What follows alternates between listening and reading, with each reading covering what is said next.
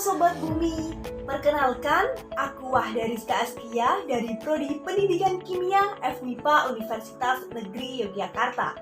Di sini aku akan mengajak Sobat Bumi untuk berkeliling Indonesia. Oleh karena itu, mari kita simak informasi yang ada. Siapa sih yang tidak kenal dengan Indonesia? Negara yang memiliki berbagai julukan di dunia. Salah satunya yaitu sebagai negara maritim dan paru-paru dunia. Indonesia sebagai paru-paru dunia karena memiliki hutan terluas di dunia, di mana hutan sangat berperan penting bagi kehidupan makhluk-makhluk di bumi ini, termasuk manusia. Indonesia juga dijuluki sebagai negara maritim karena wilayah perairannya lebih luas daripada daratannya. Keindahan alam Indonesia sudah tidak dapat diragukan lagi karena sudah diakui dunia. Katanya juga sebagai surga dunia.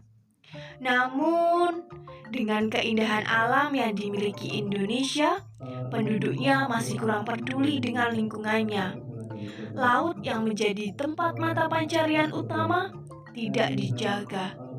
Ancaman sampah plastik di mana-mana. Sobat Bumi, katanya ancaman sampah plastik di mana-mana. Apakah itu benar? Yuk, mari kita simak berita kebenarannya. Indonesia darurat sampah plastik dan itu ternyata terjadi beberapa tahun dari sebelum tahun ini. Dan bisa kita ketahui dari data berikut ini pemirsa bahwa jumlah sampah plastik Indonesia dengan total sekitar jutaan ton yang kemudian dikonsumsi dan juga dihasilkan oleh Indonesia. Itu berarti satu orang atau satu hari Indonesia menghasilkan sekitar 175.000 ton per hari. Dan juga negeri kita belum sepenuhnya terbebas dari sampah, bahkan Indonesia menyandang predikat juara 2 penyumbang sampah plastik terbesar di dunia setelah Tiongkok. Data dari Badan Pusat Statistik atau BPS menyebutkan bahwa sampah plastik di negeri ini kini mencapai sekitar 64 juta ton per tahun dan sekitar 3 juta ton diantaranya masuk ke lautan dan sungai. Setelah Pantai Kuta diserbu sampah kiriman, kini giliran Pantai Sanur dan pantai lain yang dipenuhi sampah. Kurang dari 5 menit, saya sudah menemukan sedotan plastik sedemikian banyak. Sampahnya datang dari laut, kemungkinan besar sampah itu datangnya dari Jakarta.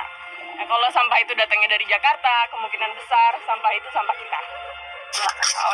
Oh man, it's freaking strong. That's plastic.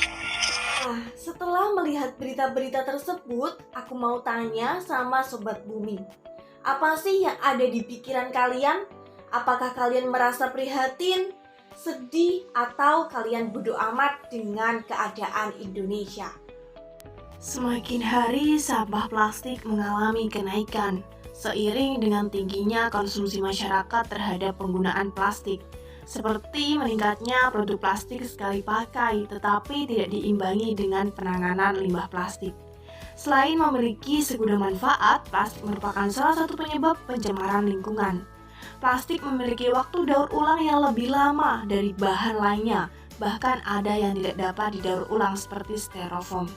Kehadiran sampah plastik ini tentunya membawa dampak negatif bagi kesehatan dan lingkungan. Diramalkan pada tahun 2050, jumlah sampah plastik di lautan akan lebih banyak daripada jumlah ikan di laut. Penelitian dari UC Davis dan Universitas Hasanuddin di Pasar Pautere Makassar menunjukkan 23 sampel ikan yang diambil memiliki kandungan plastik di perutnya. Wah, ini mengerikan sekali ya Sobat Bumi jika kita mengonsumsi ikan yang ternyata di perutnya mengandung sampah plastik.